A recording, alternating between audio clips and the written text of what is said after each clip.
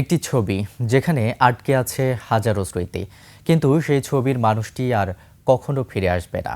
চট্টগ্রামের এক মায়ের কাছে ছেলের ছবিটি এখন সবচেয়ে বড় সান্ত্বনা, আবার সবচেয়ে গভীর বেদনারও নাম।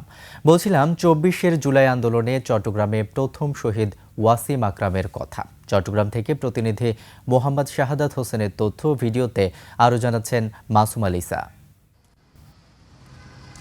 দেয়ালে টাঙানো কিংবা হাতে ধরা ছেলের ছবির দিকে একদৃষ্টে তাকিয়ে থাকেন মা জ্যোৎস্না বেগম। ছবির মুখে যেন এখনো সেই পরিচিত হাসি, কিন্তু বাস্তবতা নির্মম। প্রতিদিন ছবির সঙ্গে কথা বলেন তিনি, স্মৃতির ভেতর খুঁজে ফেরেন তার সন্তানের উপস্থিতি।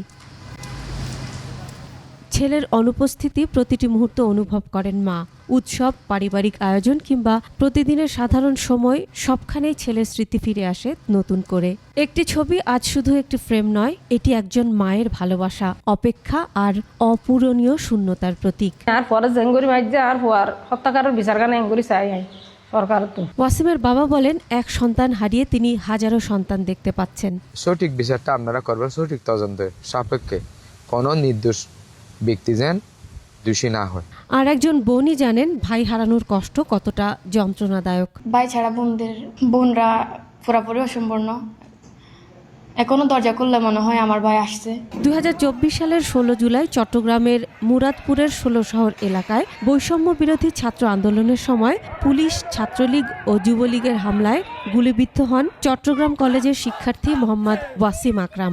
২০২৪ সালের ১৮ আগস্ট ওয়াসিমের মা জ্যোৎস্না বেগম চট্টগ্রামের পাঁচশাইল থানায় হত্যা মামলা দায়ের করেন।